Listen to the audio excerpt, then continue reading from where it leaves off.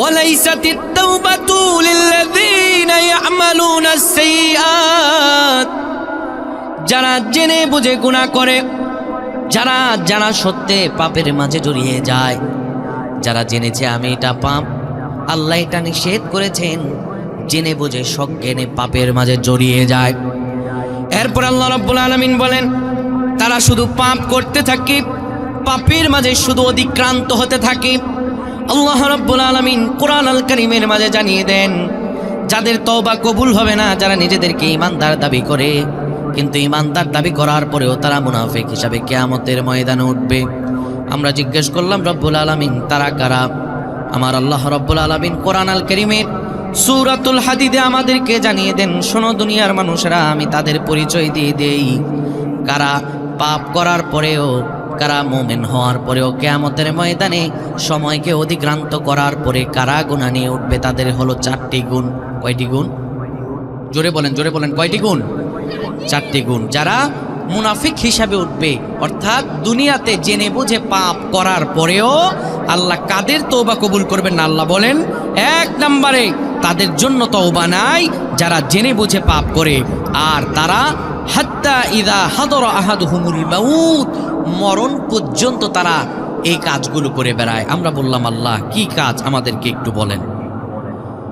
আল্লাহ রাব্বুল আলামিন বলেন কিয়ামতের ময়দান যখন শুরু হয়ে যাবে, তারা কিয়ামতের ময়দানে ওঠার পরে দেখবে তাদের তওবা কবুল হয় নাই, তারা মুমিন নয়, তারা মুনাফিক হয়ে গেছে। এই যে গুনাহ করার কারণে, বারবার আল্লাহর সঙ্গে প্রতিশ্রুতি ভঙ্গ করার কারণে মুনাফিক হয়ে গেছে, ফলে তাদের মাঝে কোনো আলো দেখতে পাবে না, ঈমানের আলো থাকবে না, আর আল্লাহ রাব্বুল আলামিন তাদেরকে মুনাফিক করে উঠাবেন।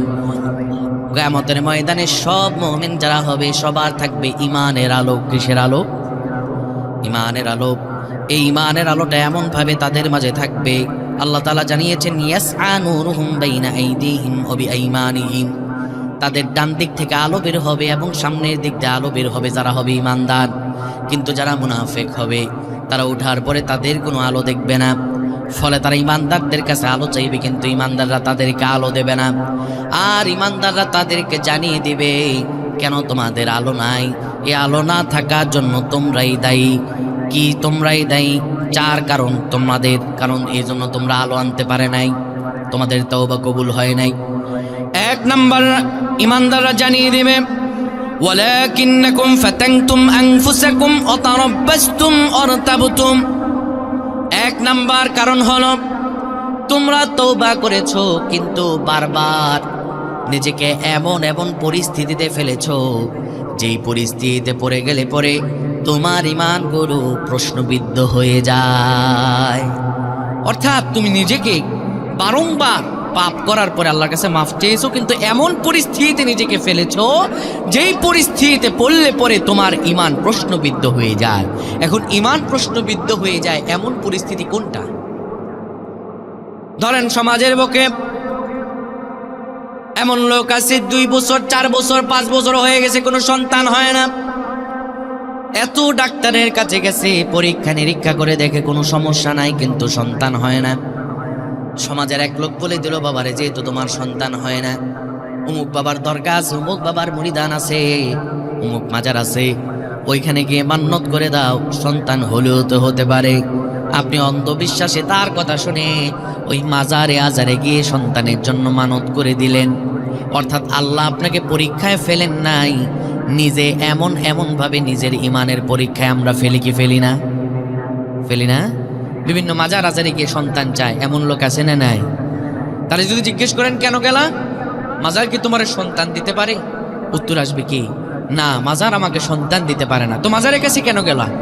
উত্তর জবাব আসবে মাজার সন্তান দিতে পারে না, কিন্তু মাজারের ওলির সঙ্গে আল্লাহর বড় যোগাযোগ, আল্লাহর বড় কানেকশন, তিনি আল্লাহর কাছে যদি প্রার্থনা করেন তার উসিলায় হলেও তো হতে পারে।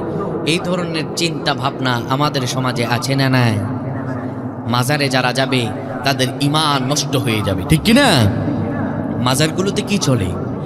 খাজার নামে মাজার গড়ে দেখায় যারা খাজার শান, দিনে করে ভণ্ডামি আর রাত্রে মারে গাজায় টান, ঠিক কি না? খাজার নামে মাজার গড়ে দেখায় যারা খাজার শান, দিনে করে ভণ্ডামি আর রাত্রে মারে গাজায় টান, দিনে করে ভণ্ডামি আর রাত্রে মারে গাজায় টান। আমার সঙ্গে এক মাজার পূজারীর দেখা, বললাম চাচা নামাজ পড়েন না কেন? বলতেছে আমি খাজার মুরিদ, আমার জন্য নামাজ মাফ। নামাজ মাফের ফতুয়া আছে। চিন্তা করছে, নামাজ মাফের ফতুয়া আসেনি আপনাদের কাছে?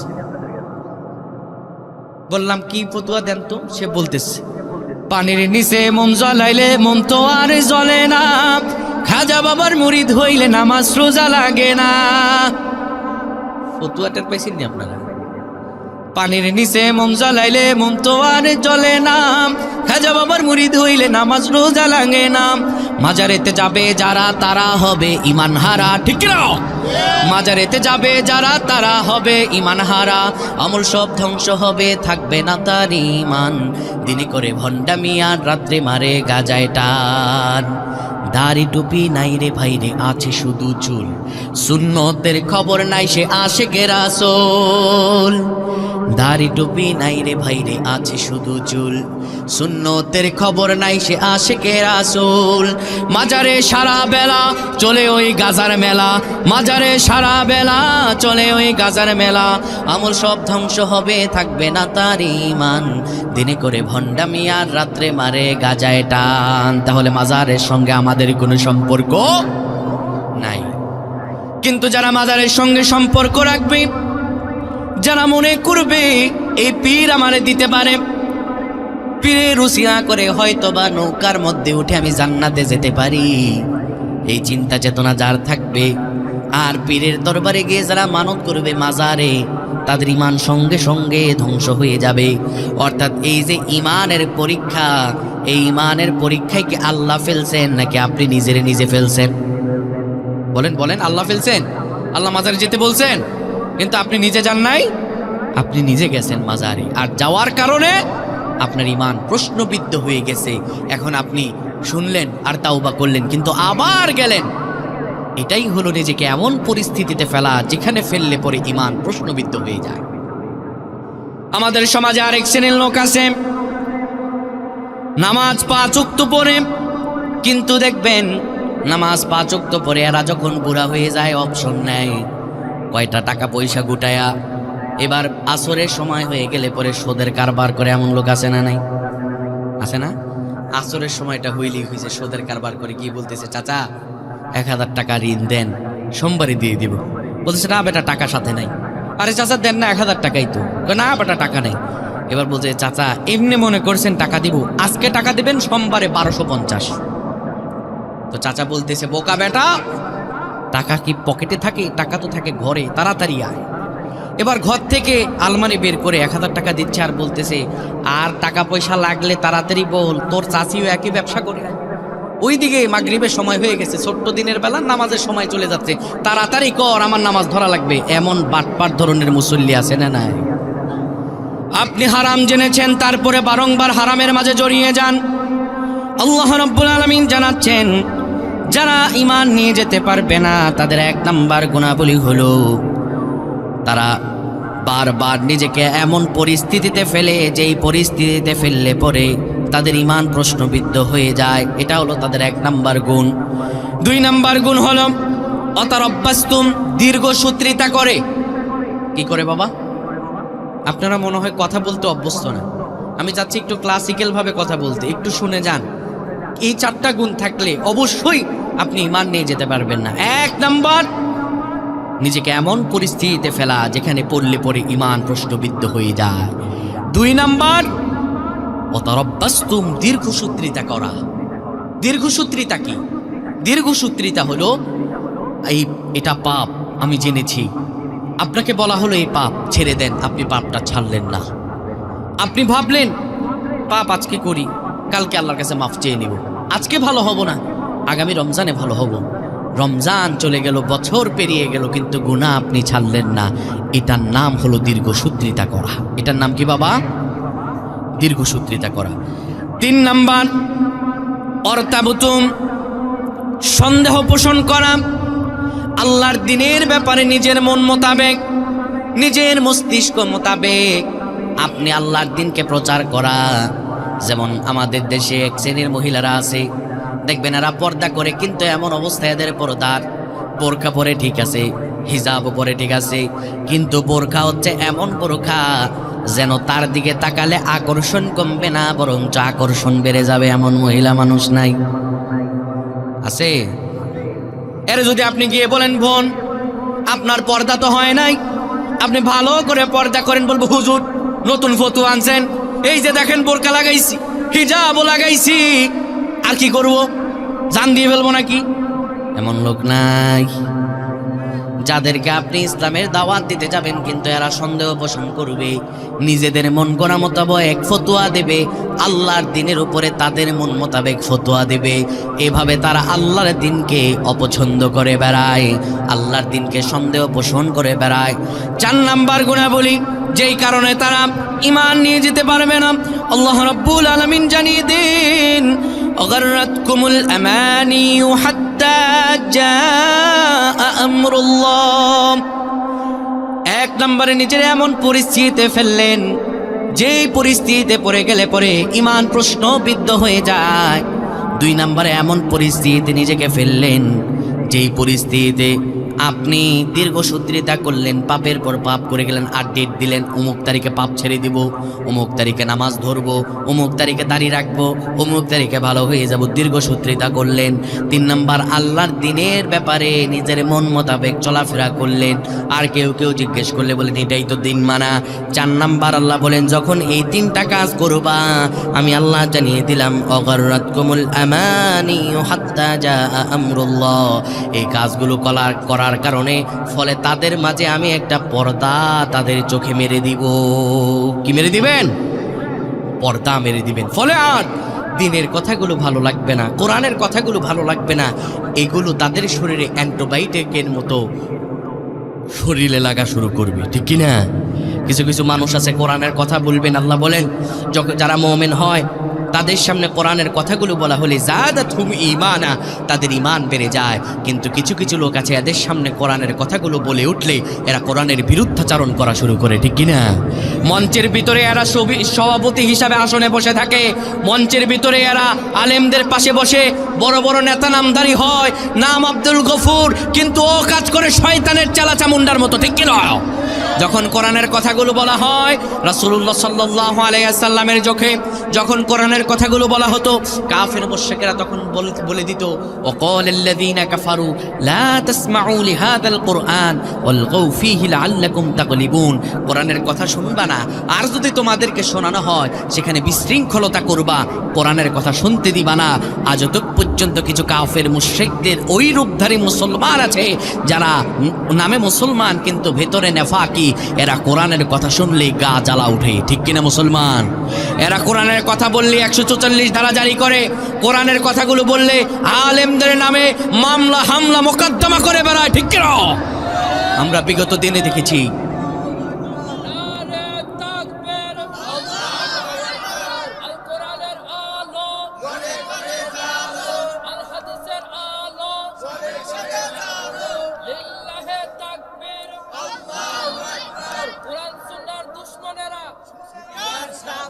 প্রিয় ভাইরা আমার, আল্লাহ রাব্বুল আলামিন জানিয়েছেন যে যারা মুমিন হবে তাদের সামনে কোরআনের কথাগুলো বললে পরে যাদাতহুম ঈমানা, তাদের ঈমানটা বেড়ে যাবে। এই যে 4টি কাজ তারা করল, আর এই কাজগুলো করার কারণে তাদের তওবা কোনো কবুল হবে না। আল্লাহ রাব্বুল আলামিন জানিয়ে দেন তাদের অবস্থা কেমন হবে, শোনো বান্দা।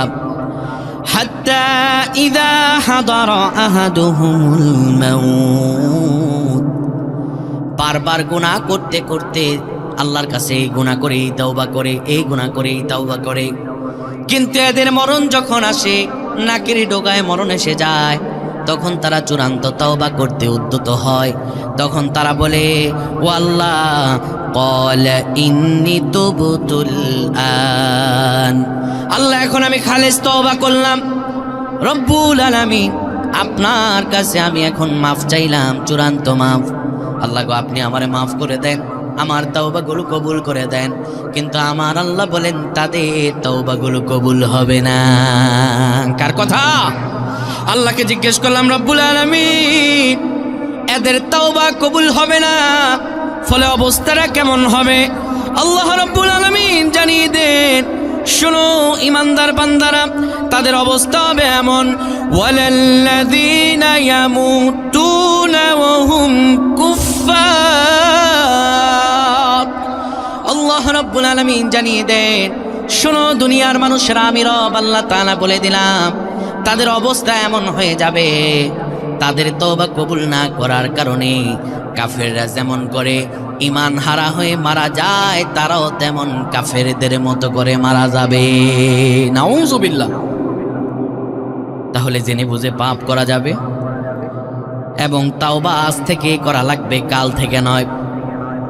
বান্দা যদি আল্লাহর কাছে তাওবা করে অনুশোচনা অন্তরে আল্লাহর কাছে দুটা চোখের পানিগুলো ছেড়ে দেয়, আমার রব আল্লাহ তাআলা বলে, বান্দা আমার কাছে চাইতে দেরি হয়, আমি বান্দার চাওয়াকে কবুল করতে দেরি করি না।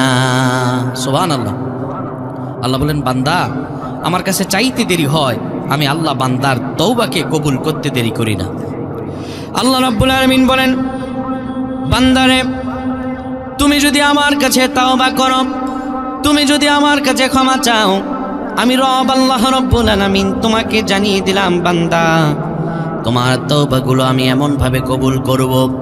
বান্দা তুমি যদি অজ্ঞতাবশত পাপ করে ফেলো, না জেনে পাপ করে আমার কাছে ক্ষমা চাও, আমি আল্লাহ রাব্বুল আলামিন বললাম, এখন আজকে আলোচনা শোনার পরে বাবা আপনার বয়স হয়ে গেছে 60 বছর 70 বছর, কিন্তু এখনো আপনি গুনাহ করার ক্ষমতা আছে, গুনাহ আপনি করতে পারবেন, কিন্তু আজকে আপনি আল্লাহর কাছে তওবা করলেন, খালেসভাবে তওবা করলেন, আল্লাহর কাছে শপথ করলেন, দৃঢ় অন্তরে সংকল্প করলেন আর গুনাহ করবেন না, আজকে থেকেই ভালো হয়ে যাবেন, আজকে থেকেই নেকের পথে চলবেন, গুনাহ সবগুলো ছেড়ে দেবেন।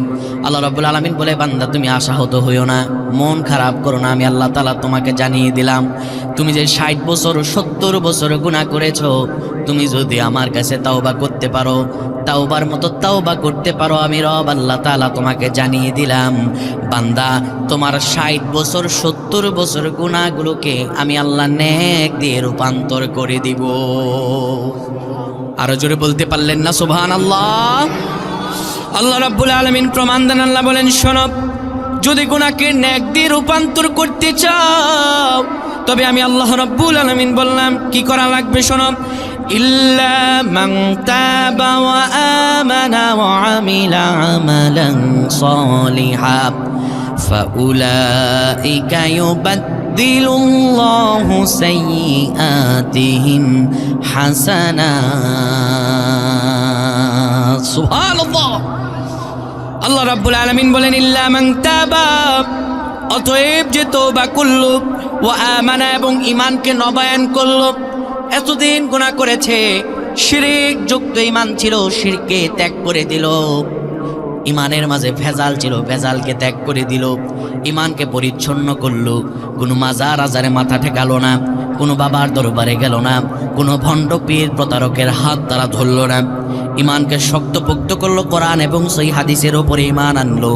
শোনো, 2 নাম্বার কাজ হলো ওয়া আমিলা আমালান সালিহা, আমলে সালেহ করলো, আমি আল্লাহ রাব্বুল আলামিন জানিয়ে দিলাম, শোনো, ফাউলাইকা ইউবাদদিলুল্লাহু সাইয়্যাতিহিম হাসানাত, আমি আল্লাহ রাব্বুল আলামিন জানিয়ে দিলাম, তোমার 60 বছর 70 বছরের সব গুনাহগুলোকে আমি আল্লাহ উল্টায় নেক বানায়া দিব। সুবহানাল্লাহ। এরপর আল্লাহ রাব্বুল আলামিন তার পরিচয় দেন, আল্লাহ বলেন, ওয়া কানাল্লাহু গফুরুর রহিমা, বান্দা তুমি তো জানো না তোমার রব আল্লাহ তাআলা হলেন গফুর, তোমার আল্লাহ ক্ষমাশীল, তোমার আল্লাহ দয়ালু। বান্দারে আল্লাহর কাছে যদি কেউ এই অন্তরে আল্লাহর কাছে ক্ষমা প্রার্থনা করে, রব্বুল আলামিন আমার ভুল হয়ে গেছে, আমি গুনাহ করে ফেলেছি, আল্লাহ গো আপনি আমার ক্ষমা, আল্লাহ আপনি আমারে ক্ষমা করে দেন না, আল্লাহর কাছে কেউ যদি অনুশোচনা ভয়ে অন্তরে আল্লাহর কাছে চাইতে পারে, আমার রব আল্লাহ তাআলা জানিয়ে দেন, বান্দা আমার কাছে চাইতে দেরি হবে, আমি রব আল্লাহ তোমাকে দিতে দেরি করব না। সুবহানাল্লাহ। আল্লাহ তিনি হলেন দয়ালু। আল্লাহ কি ভাই? দয়ালু। আমার আল্লাহ ক্ষমা করবে ওলা, আপনি যতই পাপ করেন না কেন, আজকে আল্লাহর কাছে তওবা করেন, আমার আল্লাহ মাফ করে দিবেন। এই পৃথিবীতে আল্লাহ রাব্বুল আলামিন যখন মানুষ সৃষ্টি করেন, ভালোবাসাকে আল্লাহ রাব্বুল আলামিন 100 ভাগ করেন। কয় ভাগ? 100 ভাগ। এই 100 ভাগ করার পরে 99 ভাগ ভালোবাসা আল্লাহ রাব্বুল আলামিন নিজের কাছে রেখে দেন, এবং 1 ভাগ পৃথিবীর শুরু লগ্ন থেকে শুরু করে কিয়ামত পর্যন্ত যত মানুষ, জিন, পশু, পাখি যারাই আসবে তাদের মাঝে 1 ভাগ ভালোবাসা আল্লাহ রাব্বুল আলামিন দিয়ে দিয়েছেন। এই 1 ভাগ ভালোবাসা পৃথিবীতে দেওয়ার পরে অবস্থা কেমন হয়েছে? স্বামী মারা গেলে স্ত্রীও স্বামীর ব্যথা বেদনায় কাতর হয়ে মারা যায়, ঠিক কিনা? এই 1 ভাগ ভালোবাসা দেওয়ার কারণে কি হয়েছে নিজের দিকে তাকিয়ে দেখেন। মা সন্তানকে গর্ভে ধারণ করে এবং গর্ভ থেকে সন্তান জন্মদান করে। ওই সন্তান জন্মদান করতে গিয়ে বিজ্ঞান বলে, স্বাস্থ্য বিজ্ঞান বলে, একটা মা যখন সন্তানকে জন্মগ্রহণ করায় অবস্থাটা কেমন হয়? শরীরের 22টি হাড় একত্রে যদি ভেঙে দেয়া হয়, যত ব্যথা অনুভূত হবে একজন মা সন্তান জন্ম দিতে গিয়ে তত ব্যথা অনুভূত হয়। শুধু তাই নয়, ডক্টর এসে বলছে মা আপনাকে আর না হয় সন্তানকে বাঁচানো যাবে। মায়ের কাছে এসে প্রশ্ন করছে, মা তখন অকপটে জবাব দেয়, যদি একজনকে বাঁচানো হয়, ও ডাক্তার আপনি আমার সন্তানকে বাঁচান, আমি প্রয়োজনে জীবন দিয়ে দিব। তাও সন্তানকে মা কোনোদিন মারা যেতে দেয় না, ঠিক কিনা? শুধু কি তাই, সন্তান দুনিয়াতে জন্মগ্রহণ করার পরে অবস্থাটা কেমন হয় দেখেন। সন্তান জন্মগ্রহণ করার পরে মা সন্তানকে ডান কাঁধে শোয়ায় শীতের রজনী, শীতের রাত ডান কাঁধে শোয়ার পরে সন্তান কথা বলতে পারে না, বয়স হচ্ছে 6 থেকে 7 মাস। কান্না ছাড়া তার মনে কোনো ভাষা নাই, শুধু কান্না করে আর নাজারি করে। কথা যেহেতু বলতে পারে না, রাতের গভীর হয়ে গেছে, প্রস্রাব করে দিছে। মা সন্তান যেহেতু ছোট, মায়ের ঘুম বারবার ভেঙে যায়। মা ডান দিকে হাত দিয়ে দিয়ে দেখেছে ডান দিকটা ভিজে গেছে, ডান দিক ভেজা ভেজা মনে হয়। মা সঙ্গে সঙ্গে ডান দিক হাত দেওয়ার সঙ্গে সঙ্গে ঘুম ভেঙে গেছে। মা সন্তানকে ডান দিকে শোয়ায় না। মা ভাবে আমার কলিজার টুকরা সন্তান এই যে এখানে প্রস্রাব করে দিয়েছে, ঠান্ডা জায়গায় থাকলে পরে আমার কলিজার টুকরা সন্তানের ঠান্ডা লেগে যাবে। ফলে মা সন্তানকে ডান থেকে বাম কাঁধে শোয়ায়। এবার বাম দিকে যখন শোয়ানো, সন্তান ছোট্ট মানুষ আবার প্রস্রাব করে দিয়েছে, বলতে পারে নাই। প্রস্রাব করার দরুন বাম দিকেও ভেজে গেছে। মা একটু টের পাওয়ার পরে বাম দিকে দেখে ভেজে গেছে। মা সন্তানকে আর বাম দিকে শোয়ায় না। মা দেখে ডান দিকেও ভেজা, বাম দিকেও ভেজা। মা নিজে ভেজা জায়গার মধ্যে শোয় আর সন্তানকে বুকের মধ্যে শোয়ায়, ঠিক কিনা? এই তো ভালোবাসা আল্লাহ তাআলা দিলেন, এটাই তো ভালোবাসার নমুনা। শুধু কি তাই, আল্লাহ তাআলা প্রাণী কুলের মাঝে কেমন ভালোবাসা দিলেন আপনারা লক্ষ্য করে দেখবেন। একটা মুরগির যখন 7 থেকে 8টা বাচ্চা নতুন করে ফুটে, মা মুরগিটা ছোট্ট বাচ্চাগুলো নিয়ে রাস্তায় যখন হাঁটে, কেউ যদি মা মুরগিকে একটু রাস্তার মাঝে আটকায়, মা মুরগি কিছু বলে না। কিন্তু সন্তানকে যখন কেউ ধরতে যায়, মা মুরগি সঙ্গে সঙ্গে তেড়ে আসে। এমন দৃশ্য দেখেন নাই? শুধু তাই নয়, আকাশে চিল উঠতেছে, ছোট্ট বাচ্চাগুলোকে চিলের থাবা থেকে বাঁচাতে হবে। মা মুরগিটা দেখতেছে চিলটা এখন বাচ্চাগুলোকে থাবা মেরে নিয়ে যাবে। মা সঙ্গে সঙ্গে নিজের ডানাগুলোকে উঁচা করে সন্তানগুলোকে ডানার ভেতর নিয়ে চাপটে ধরে থাকে। ওই চিল তার গতিতে নিচের দিকে আসতে থাকে। আস্তে আস্তে মা মুরগির ডানার মাঝে ঠোকরে দিয়ে পশমটা বের করে রক্তগুলো বের করে ফেলে। তাও মা মুরগিটা কোনোদিনও এই বাচ্চাগুলোকে ওই চিলের মুখে ছেড়ে দেয় না। এই ভালোবাসা কে দিলেন? ওই আল্লাহ তাআলা বলছেন, বান্দারে দুনিয়াতে যত ভালোবাসা তোমরা দেখতে পাও, এই ভালোবাসাগুলো হলো 99 ভাগের 1 ভাগ ভালোবাসা। এই 1 ভাগ ভালোবাসার কারণে মানুষ জীবন দেয়। আর আমার আল্লাহ বলেন আমার কাছে তো আছে 99 ভাগ ভালোবাসা। বান্দা যখন বুঝতে পারে আমি গুনাহ করে ফেলেছি, নিজের উপর জুলুম করে ফেলেছি, আল্লাহ রাব্বুল আলামিন বলে বান্দা যদি তখন আমার কাছে মাফ চায়, আমার কাছে দয়া চায়, আমি আল্লাহ তাআলা বান্দাকে ক্ষমা করে দেই। আল্লাহ তাআলা বলেন ওয়া হুয়াল্লাযী ইয়াকবালু তাওবাতা আন ইবাদিহি ওয়া ইয়াগফু আনিস সাইয়্যাত। আল্লাহ বলেন তিনি তার বান্দার তওবা কবুল করেন এবং তার গুনাহসমূহ ক্ষমা করে দেন। তার যত গুনাহ আছে আল্লাহ রাব্বুল আলামিন ক্ষমা করে দেন। শুধু তাই নয়, আল্লাহ রাব্বুল আলামিন সূরা বাকারায় আরো জানিয়ে দেন, আল্লাহ বলেন ইন্নাল্লাহা ইউহিব্বুত তাওয়াবিন ওয়া ইউহিব্বুল মুতাতাহিরিন। আল্লাহ রাব্বুল আলামিন বলেন শুধু আল্লাহ রাব্বুল আলামিন ক্ষমা করেন তাই নয়, যারা তাওবা আল্লাহর কাছে চায়, আল্লাহর কাছে রোনাজারি করে নিজের গুনাহের জন্য আল্লাহর কাছে কান্নাকাটি করে, আমার রব আল্লাহ বলেন তাদের সকলকে আমি ভালোবাসি এবং আমি আল্লাহ তাদেরকে ভালোবাসা দিই। সুবহানাল্লাহ। আল্লাহ বলেন যারা আমার কাছে তাওবা করে আমি আল্লাহ রাব্বুল আলামিন শুধু ক্ষমাই করি না, বরং তাদের ভালোবাসি এবং তাদের তাওবা করে আমি তাদেরকে সম্মানিত করে নেই। সুবহানাল্লাহ বিহামদি। তাহলে গুনাহ করে আশাহত হয়ে যাওয়ার কোনো কারণ, আল্লাহ মাফ করনেওয়ালা আল্লাহ রাব্বুল আলামিন এই গোটা কোরআনুল কারীমের মাঝে সবচাইতে গুনাহগারদের জন্য আশা জাগনীয় একটা আয়াতে কারিমা নাজিল করেছেন, যে আয়াতটা 39 নম্বর সূরাতুল জুমার 53 নম্বর আয়াতে আল্লাহ রাব্বুল আলামিন বান্দাদেরকে পরম করুণাময় সুরে বান্দাদেরকে ডেকে ডেকে বলতেছেন। কি বলতেছেন আল্লাহ বলেন, রব্বুল আলামিন বলেন قل يا عبادي الذين أسرفوا على أنفسهم لا تقنطوا من رحمة الله। আল্লাহ রাব্বুল আলামিন জানিয়ে দেন হাবিব আপনি বলে দেন আমার বান্দাদেরকে, ইয়া ইবাদিয়াল্লাযীনা আসরাফু আলা আনফুসিহিম, যারা বারবার গুনাহ করেছো, নিজেকে গুনার পরিস্থিতিতে ফেলে গুনাহ করতে করতে কলব কালো বানিয়ে ফেলেছো, গুনাহ করতে করতে গুনাহ পাহাড় সম পরিমাণ করে ফেলেছো। বান্দা আশাহত হয়ে যেও না, মন খারাপ করো না। শোনো আমি আল্লাহ রাব্বুল আলামিন তোমাদেরকে জানিয়ে দেই লা তাকনাতু মির রাহমাতিল্লাহ, বান্দা আল্লাহর রহম থেকে আল্লাহর দয়া থেকে নিরাশ হয়ে যেও না। সুবহানাল্লাহ।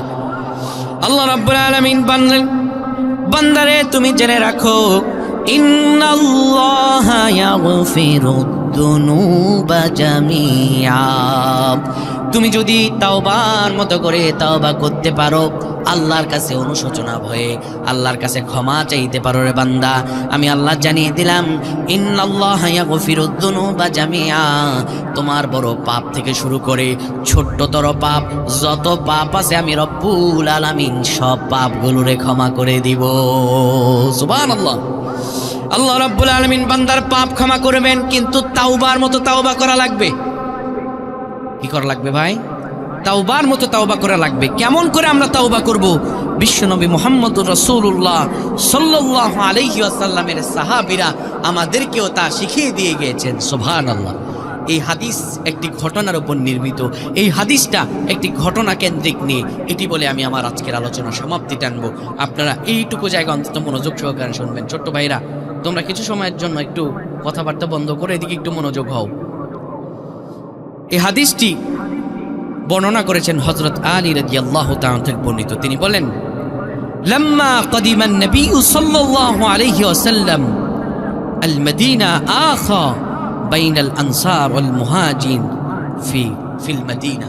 বিশ্বনবী সাল্লাল্লাহু আলাইহি সাল্লাম বলেন, হযরত আলী বলেন যখন বিশ্বনবী সাল্লাল্লাহু আলাইহি সাল্লাম মক্কা মুকাররমা থেকে হিজরত করে মদিনায় আসলেন, মদিনায় আসার পরে সাহাবীদের মাঝে দুইটা ভাগে বিভক্ত হলো।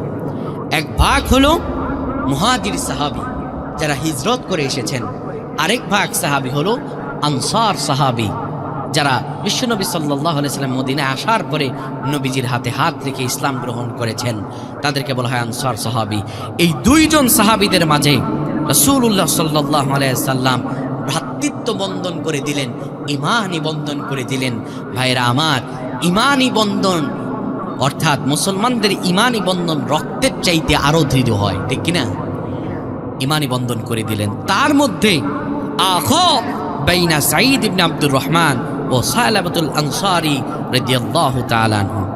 রাসূলুল্লাহ সাল্লাল্লাহু আলাইহি সাল্লাম তার ওই সাহাবীদের মাঝে সালাবা রাদিয়াল্লাহু তাআলা আনহু এবং সাঈদ ইবনে আব্দুর রহমান, এই দুইজনের মাঝে ভ্রাতৃত্ব বন্ধন করে দিলেন।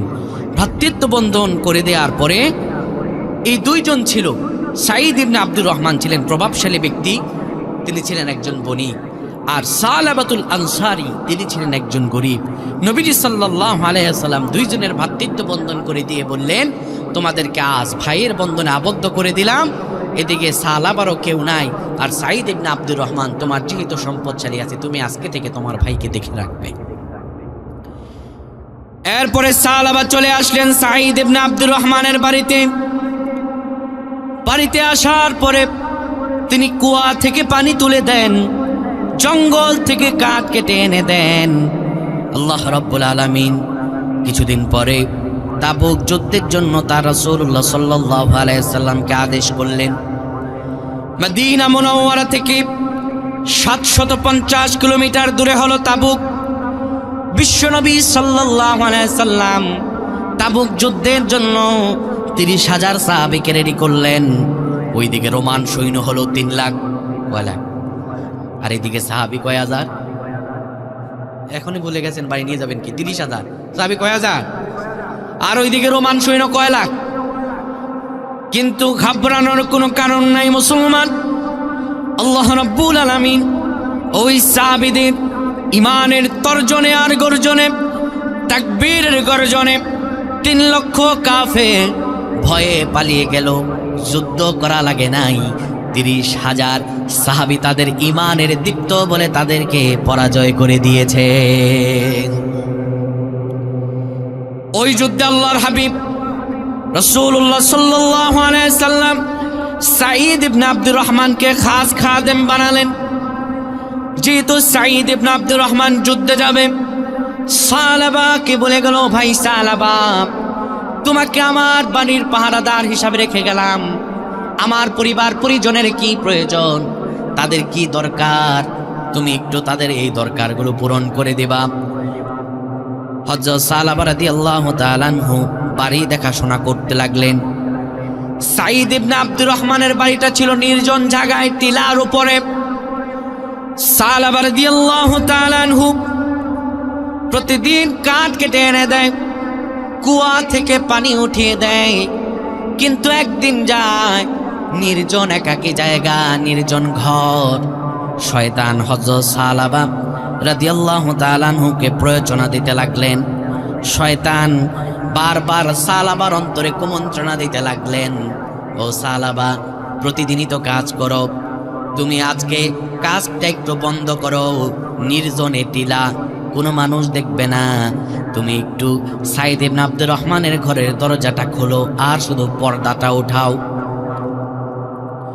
শয়তানের প্রয়োজনায় পড়ে গেলেন। সালাবা রাদিয়াল্লাহু তাআলা আনহু ঘরের দরজা খুললেন, পর্দা উঠালেন। হাদিসের ভাষ্য মতে সাঈদ ইবনে আব্দুর রহমানের স্ত্রী ছিলেন সেখানে বসা, আর তিনি ছিলেন অত্যন্ত সুন্দরী। হাদিসের ভাষায় তাকে বলা হয়েছে ওয়াকানাত ইমরাতান জামিলা, অর্থাৎ আকর্ষিক সুন্দর রমণী তিনি। হযরত সালাবা রাদিয়াল্লাহু তাআলা আনহু সাঈদ ইবনে আব্দুর রহমানের স্ত্রী এই সৌন্দর্যতায় মুগ্ধ হয়ে গেলেন, আর তিনি ঘরের ভিতরে প্রবেশ করলেন। ঘরের ভিতরে প্রবেশ করার সঙ্গে সঙ্গে সৌন্দর্যতায় মুগ্ধ হয়ে কেবলমাত্র তার হাত ধরলেন, এর বেশি কিছু সীমা অতিক্রম করলেন না, এর বেশি সীমা অতিক্রম করলেন না। হাত ধরার সঙ্গে সঙ্গে সাঈদ ইবনে আব্দুর রহমানের স্ত্রী বলে উঠলেন, ইত্তাকিল্লাহ সালাবা ওমা হাফিজতা হুরমাতা আখিকাল গাদি ফি সাবিলিল্লাহ। ও সালাবা, আল্লাহকে ভয় করো। তোমার ভাই সাঈদ ইবনে আব্দুর রহমানের স্ত্রী আমরা, আমাদের হুরমত এবং আমাদের সম্পদ তোমার কাছে আমানত। কিন্তু তুমি যা করছো, তুমি তো তোমার মুজাহিদ ভাইয়ের আমানতের খেয়ানত করছো, তুমি তো তার আমানত রক্ষা করতে পারছো না। ইত্তাকিল্লাহ, আল্লাহকে ভয় করো। এইটুকু কথা আর এইটুকু কাজ হযরত সালাবা রাদিয়াল্লাহু তাআলা আনহুর অন্তরে আল্লাহ ভীতির এমন জোয়ার তুলে দিলেন, তিনি লজ্জা আর ভীতর স্বরে ঘর থেকে বেরিয়ে গেলেন আর আকাশের দিকে তাকালেন। আকাশের দিকে তাকিয়ে তিনি বলতে লাগলেন, ইলাহি আনতা আনতা ওয়া আনা আনতাল আওয়াদু বিল মাগফিরাত ওয়া আনাল আওয়াদু বিযুনুব। সামান্য হাত ধরেছেন, এর সীমা অতিক্রম তিনি করেন নাই। সাঈদ ইবনে আব্দুর রহমানের স্ত্রী শুধুমাত্র বলেছেন ইত্তাকিল্লাহ। লজ্জায় আর ভিতর সরে ঘর থেকে বেরিয়ে হযরত সালাবা আকাশের দিকে তাকায় আর বলে, ইলাহি, ও আল্লাহ, আনতা আনতা, তুমি, ও আনা আমি, আনতাল আওয়াদু বিল মাগফিরাত, আল্লাহ তোমার স্বভাব হলো ক্ষমা করা, ওয়ানাল আওয়াদু বিযুনুব, আল্লাহ আমি বান্দা, আমি নফরমান, আমার স্বভাব হলো গুনাহ করা, আল্লাহ গো তুমি আমারে মাফ করে দাও। হযরত সালাবা আকাশের দিকে তাকায় খাওয়া দাওয়া বন্ধ করে দিলেন। দুই চোখ দিয়ে বারবার শুধু পানি আর কান্নার রোনা জারি। দিন রাত তিনি কাঁদতে লাগলেন। অশান্তির আগুন দাউ দাউ করে তার কলবের মাঝে জ্বলতেছে। তাওবা করেই চললেন। ওইদিকে আল্লাহর হাবিব রাসূলুল্লাহ সাল্লাল্লাহু আলাইহি সাল্লাম তাবুক যুদ্ধ করে বিজয় নিয়ে রাসূলুল্লাহ বীরের বেশে ফিরে আসলেন। সাঈদ ইবনে আব্দুর রহমান বাড়িতে গিয়ে মন খারাপ করে উঠলেন। মন খারাপ করেই বলে উঠলেন, হে আমার স্ত্রীর, আমার ভাই সালাবা কই? তাকে তো রেখে দিয়ে গিয়েছিলাম তোমাদেরকে দেখভাল করার জন্য। সে তো আমি আসার আগে এখান থেকে যাওয়ার কথা নয়। হয়তো তোমরা তাকে কষ্ট দিয়েছো, আর কষ্ট পেয়ে সালাবা এখান থেকে চলে গিয়েছে, না হয়তো সে যাওয়ার কথা নয়। হযরত সাঈদ ইবনে আব্দুর রহমানের স্ত্রী বলে উঠলেন, আল্লাহি ইন্নাহু ক্বাদ আলকা বিনাফসিহি ফি বুহুরিল খাতায়া। ও আমার স্বামী, নিশ্চয় আল্লাহর কসম করে বলছি, তাকে আমরা কেউ ঘর থেকে বের করে দেই নাই। সে একটি গুনাহ করে ফেলেছে, আর সে অপরাধের অনুশোচনা ভয়ে বাঁচতে বাঁচতে একা এখান থেকে বেরিয়ে গেছে। আমরা তাকে কেউ বের করে দেই নাই। ওইদিকে সালাবা রাদিয়াল্লাহু তাআলা আনহু খাওয়া দাওয়া বন্ধ করে দিয়ে বাড়িতে চলে গেছেন। কান্না করতেছেন। আর একটা কথাই আকাশের দিকে তাকিয়ে তাকিয়ে বলেন, ইলাহি আনতা আনতা ওয়া আনা আনতাল আওয়াদু বিল মাগফিরাত ওয়া আনাল আওয়াদু বিযুনুব। আকাশের দিকে বারবার তাকায়া বলে, আল্লাহ তুমি আর আমি। আল্লাহ তোমার স্বভাব হলো ক্ষমা করা, আমি বান্দা, আমার স্বভাব হলো গুনাহ করা। বারবার কান্না রোনা জারি করতে লাগলেন। তাওবার আগুনে জ্বলতে জ্বলতে মনের মাঝে অশান্তি নিয়ে বাড়িতে ফিরে আসলেন। বাড়িতে তার একটা ছোট্ট কন্যা সন্তান ছিল, যার নাম হলো খিমসানা।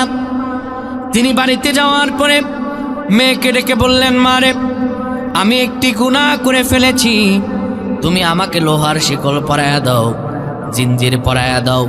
যতক্ষণ পর্যন্ত না আল্লাহর পক্ষ থেকে আমার ক্ষমার ঘোষণা না আসবে, ততক্ষণ পর্যন্ত আমি জিঞ্জির খুলব না। সাহাবীরা ছোট্ট একটা পাপকে কত বড় করে দেখতেন। হযরত সালাবা রাদিয়াল্লাহু তাআলা আনহু লোহার জিঞ্জির পরে সঙ্গে সঙ্গে চলে গেলেন আবু বকর রাদিয়াল্লাহু তাআলা আনহুর বাড়িতে। গিয়ে বললেন, ইয়া আবু বকর, قد لامست امرأة أخي الغازي في سبيل الله هل لي من توبة يا আবু বকর? ও আবু বকর রে, আমার একজন দিনী ভাই তার বাড়িতে আমাকে রেখে গিয়েছেন, আর তার পরিবারের দেখভাল করার জন্য আমাকে তো রেখে গিয়েছেন, কিন্তু আমি তার পরিবারের দেখভাল করতে গিয়ে আমি একটি গুনাহ করে ফেলেছি। তার স্ত্রীর শুধু হাত ধরেছি, সীমা অতিক্রম করি নাই।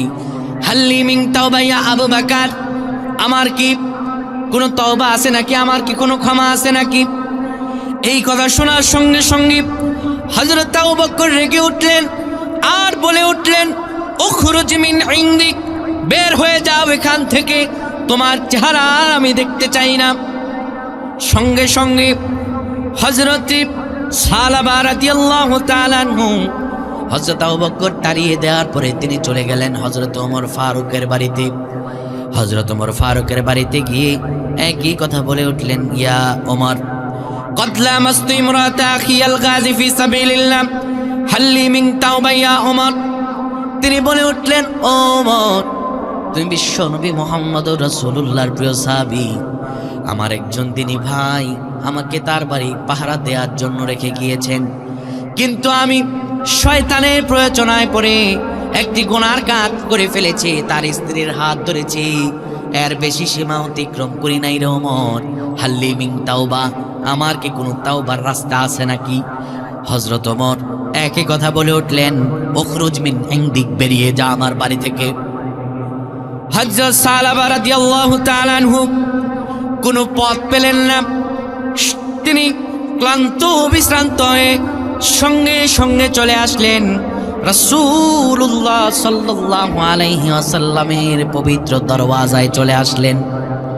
রাসূলুল্লাহ সাল্লাল্লাহু আলাইহি ওয়াসাল্লামের কাছে এসে বিশ্বনবী সাল্লাল্লাহু আলাইহি ওয়াসাল্লাম বিস্ময় চিত্তে তার দিকে তাকালেন আর বলে উঠলেন, সালাবা, তুমি তো আমার প্রিয় সাহাবী, তোমার এই অবস্থা কেন রে সালাবা?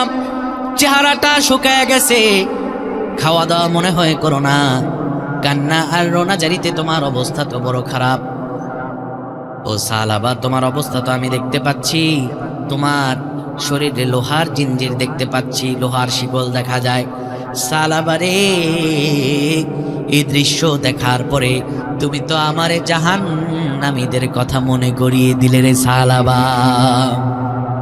জাহান্নামে যখন জাহান্নামীদেরকে নিয়ে যাওয়া হবে, তাদেরকে শিকল লোহার জিঞ্জির পরিয়ে টানতে টানতে নিয়ে যাওয়া হবে। রাসূলুল্লাহ সাল্লাল্লাহু আলাইহি সাল্লাম বলেন, জাহান্নামকে তার ৭০,০০০ শিকল ধরে টেনে কিয়ামতের ময়দানে আনা হবে, এবং এই ৭০,০০০ শিকলে এক একটা শিকলে থাকবে ৭০,০০০ করে ফেরেশতা। সুবহানাল্লাহ। রাসূলুল্লাহ বললেন, ও সালাবা, তুমি তো আমারে জাহান্নামীদের কথা মনে করিয়ে দিলে রে সালাবা, কেন তুমি এটা পড়েছ? হযরত সালাবা সঙ্গে সঙ্গে বলে উঠলেন, ইয়া রাসূলুল্লাহ, ইন্নী লামাস্তু ইমরাতা আখি আল গাজী ফি সাবিলিল্লাহ হাল লি মিন তাওবা ইয়া রাসূলুল্লাহ সাল্লাল্লাহু আলাইহি সাল্লাম। হযরত সালাবা বলে উঠলেন, ওগো নবী আমার, আমার একজন তিনি ভাই আমাকে তার বাড়িতে রেখে গেছেন পাহারা দেওয়ার জন্য, কিন্তু আমি শয়তানের প্ররোচনায় পড়ে তার ঘরের ভিতর ঢুকেছি, তার স্ত্রীর সৌন্দর্যতায় মুগ্ধ হয়ে কেবলমাত্র তার হাত ধরে ফেলেছি, আর সীমা অতিক্রম করি নাই। ইয়া রাসূলুল্লাহ, হাল্লি মিন তাওবা, আমার কি কোনো তওবা করার রাস্তা আছে নাকি? বিশ্বনবী সাল্লাল্লাহু আলাইহি সাল্লামকে কথা বলার সঙ্গে সঙ্গে আমার নবীজি সাল্লাল্লাহু আলাইহি ওয়াসাল্লামের চেহারাটা নারাজ হয়ে গেল, নবীজির চেহারাটা মলিন হয়ে গেল। আর বিশ্বনবী সাল্লাল্লাহু আলাইহি সাল্লাম সালাবার দিক থেকে মাথাটা তিনি ঘুরিয়ে নিলেন। এই দৃশ্য দেখার পরে সঙ্গে সঙ্গে সালাবা একটা চিৎকার মারল, চিৎকার, আর বলতে লাগলো আকাশের দিকে তাকিয়ে, ইলাহি আনতা ওয়ানা আনতাল আওয়াদু বিল মাগফিরা ওয়ানাল আওয়াদু বিযুনুব। সালাবা আকাশের দিকে তাকায় আর কান্না করতে লাগলো, আল্লাহ গো, সবার কাছে গেলাম কিন্তু কারো কাছে কোনো লাভ হলো না। ও মাবুদ, তুমি ছাড়া আমাদের আর মাফ করে নেওয়ালা কেউ রইল না। বারবার কান্না করতে লাগলেন আর বলতে লাগলেন, আল্লাহ তুমি তুমি, আর আমি মাবুদ তোমার স্বভাব হলো ক্ষমা করা, আর আমি বান্দা গুনাহগার, আমার স্বভাব হলো মাফ কর। আল্লাহ আমার স্বভাব হলো গুনাহ করা, তোমার স্বভাব হলো মাফ করা। লিল্লাহি তাকবীর। আজকে আমাদের সম্মানিত প্রধান আলোচক এসে গেছেন। আমি আর সময় নিব না, শুধু অল্প সময় 2 থেকে 3 মিনিটে আমি আলোচনাটা শেষ করে দিচ্ছি। ঘটনাটা শুনবেন নাকি শেষ করে দিব এখানে?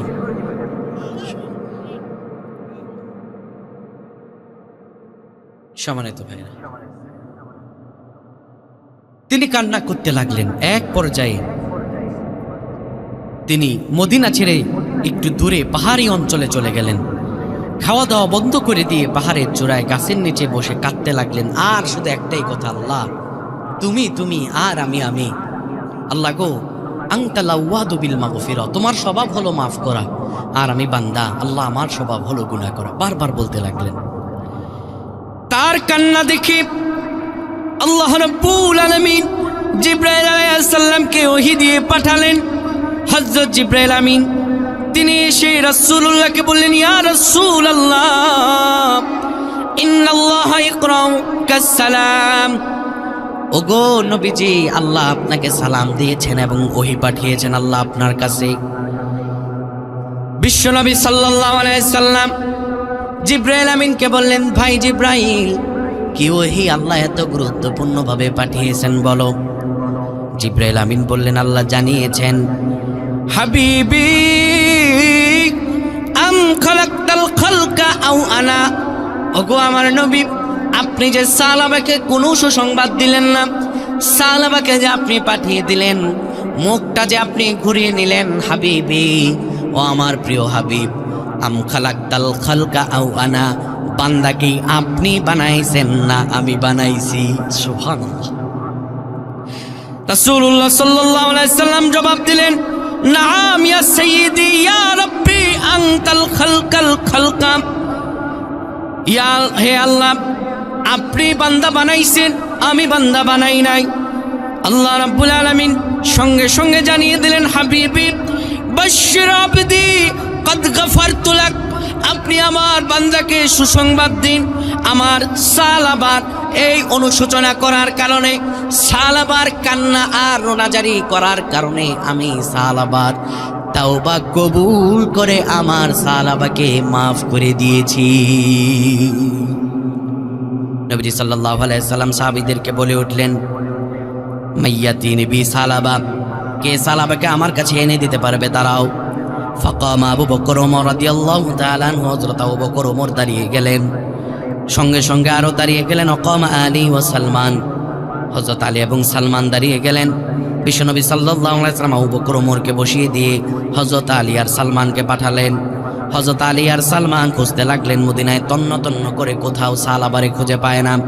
এবার মদিনা থেকে বের হয়ে যখন মাঠ পেরিয়ে একটা পাহাড়ের চূড়ার দিকে তিনি যেতে লাগলেন, সঙ্গে সঙ্গে তিনি একটা রাখালকে দেখতে পারলেন আর বলতে লাগলেন, হাল রাআইতা রাজুলাম মিন আসহাবি রাসূলুল্লাহি সাল্লাল্লাহু আলাইহি ওয়াসাল্লাম, তুমি কি আল্লাহর হাবিব রাসূলুল্লাহর কোন সাহাবীকে দেখতে পেয়েছো নাকি? রাখাল বলে উঠল, ইয়া আলী ওয়া সালমান, ইন্নাকুমা তাতলুবানি রাজুলান আল হারিবা মিন আযাবিল্লাহ, তোমরা কি এমন কোন ব্যক্তিকে খুঁজতেছো নাকি যে ব্যক্তি আল্লাহর আযাব থেকে দৌড়ে দৌড়ে আল্লাহর আযাব থেকে বাঁচার জন্য আল্লাহর রহমতের দিকে ছুটতেছে? তোমরা কি এমন ব্যক্তিকে খুঁজতেছো নাকি? তারা বুঝে গেল এটাই তো সাহাবা ছাড়া আর কেউ না, হ্যাঁ তাকেই খুঁজতেছি। তখন সে বলে উঠল, ফাসবির ইয়া আলী ও সালমান, একটু সবুর করো, এখন তারা দেখা যাবে না। যখন সূর্য পশ্চিম দিকে হেলে যাবে, সন্ধ্যা ঘনীভূত হয়ে যাবে, তখন পাহাড়ের চূড়ায় তারা দেখবা ওই গাছটার নিচে এসে বসে গুনগুন করে কি যেন বলে আর কান্না আর রোনা জারি করে, তোমরা তারা দেখতে পাবা। সন্ধ্যা ঘনীভূত হওয়ার সঙ্গে সঙ্গে তারা হযরত সালাবাকে দেখতে পেলেন, সালাবা কান্না আর রোনা জারি করতেছে। তখন আলী আর সালমান তাকে গিয়ে ধরলেন আর বললেন, কুম সালাবা, দাঁড়িয়ে যাও। সালাবা রাদিয়াল্লাহু তাআলা আনহুকে তারা ধরলেন আর তারা বললেন, তুমি সুসংবাদ গ্রহণ করো, আল্লাহর হাবিব জানিয়েছেন আল্লাহ তোমাকে মাফ করে দিয়েছেন, চলো নবীজির দরবারে যাই, রাসূলুল্লাহ তোমার জন্য অপেক্ষা করছেন। সুবহানাল্লাহ। রাসূলুল্লাহ সাল্লাল্লাহু আলাইহি সাল্লামের দরবারে মদিনায় আসতে আসতে মাগরিবের সময় হয়ে গেল। মাগরিবের নামাজে নবীজি দাঁড়িয়ে গিয়েছেন। হযরত সালমান এক পাশে দাঁড়ালেন, হযরত আলী দাঁড়ালেন, মাঝখানে দাঁড়ালেন হযরত সাহাবা। হযরত সাহাবা মাঝখানে দাঁড়ালেন। নবীজি ওই দিন সূরা ফাতিহার পরে বললেন সূরাতুত তাকাসুর। কোন সূরা বাবা? যখন নবীজি সূরা তাকাসুরের প্রথম আয়াতে কারিমা বললেন আল্লাহকুমুত তাকাসুর, এটার অর্থ হলো প্রাচুর্যের প্রতিযোগিতা তোমাদেরকে মহাচ্ছন্ন করে রেখেছে। হযরত সাহাবা একটা চিৎকার মারলেন, চিৎকার। দ্বিতীয় আয়াত যখন পড়লেন হাত্তা যুরতুমুল মাকাবির, যতক্ষণ না তোমরা কবরে পৌঁছাও। এবার দ্বিতীয় চিৎকার মেরে হযরত সাহাবা সঙ্গে সঙ্গে অজ্ঞান হয়ে জমিনে পড়ে গেলেন। নবীজি নামাজ শেষ করলেন। নবীজি নামাজ শেষ করার পরে নবীজি ডেকে বললেন ইয়া সালমান ইউতহ আলাইহিল মা, ও সালমান তুমি সাহাবার মাথায় পানি ডালো। সালমান ডেকে বললেন ইয়া রাসূলুল্লাহ, সাহাবার মাথায় পানি দিয়ে আর কোনো লাভ হবে না। তাওবার অনুশোচনায় পড়তে পড়তে আপনার সাহাবা দুনিয়া ছেড়ে চলে গেছে।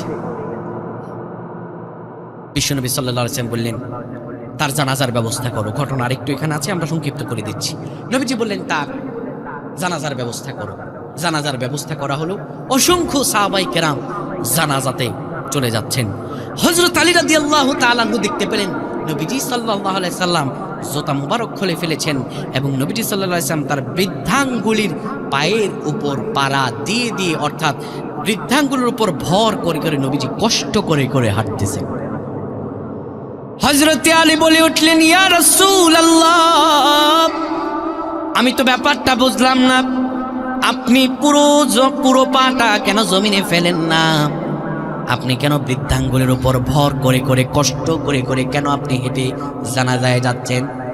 নবীজি সাল্লাল্লাহু আলাইহি সাল্লাম বলে উঠলেন আলী, আমি যা দেখি তুমি তা দেখো না। মা কদারতু আন বাতিলা কদামাইনা মিন কাসরাতিল মালাইকাতি ওয়ার রূহ। ও আলী রে, আল্লাহ সাহাবার তওবা এমন করে কবুল করে নিয়েছেন, সাহাবার তওবার কান্না রোনাজারির কারণে আকাশ থেকে এত হাজার হাজার ফেরেশতা সাহাবার জানাজায় অংশগ্রহণ করেছে রে আলী। আমি যে রাসূলুল্লাহ পুরা পাটা জমিনে ফেলবো এইটুকু খালি জায়গা দেখতে পারি না রে আলী। তাওবা করলে তাওবা করার মতো করা লাগবে। খালি আস্তাগফিরুল্লাহ আস্তাগফিরুল্লাহ বললাম, গুনাহ করলাম, আস্তাগফিরুল্লাহ হচ্ছে ইস্তেগফার, তওবা করার একটা দোয়া। কিন্তু তাওবা মানে এই নয় এখন তাওবা করলাম কালকে গিয়ে শিরক করব, কালকে গিয়ে বেদাত করব। বিশ্বনবী সাল্লাল্লাহু আলাইহি ওয়াসাল্লাম বলেছেন আখলিস দীনাকা ইয়াকফিকাল আমালুল কলিল, তোমার ঈমানটা খাঁটি করো, অল্প আমল নাজাত চলে যাবে। আহামরি আমলের দরকার নাই, অল্প আমল ঈমান পরিশুদ্ধ থাকলে জান্নাতে যাওয়ার জন্য যথেষ্ট। আর আল্লাহর কাছে আমরা তাওবা করব, আল্লাহ যেন আমাদের মাফ করেন, বলেন আমিন। সম্মানিত ভাইরা, আপনাদের অত্র মাদ্রাসায় আমাকে আসলে যখন দাওয়াত করা হয় তখন একবারও বলে নাই যে কালেকশন করা লাগবে। আসলে কালেকশন এটা আমার অভ্যস্তও না, বা আমি এটাতে কোনো পারদর্শীয় ব্যক্তি না। আপনাদের এখানে কিভাবে কালেকশন করেন? মাঠ কালেকশন করেন? জাস্ট দিবে নাকি আর কিছু না? আচ্ছা ঠিক আছে।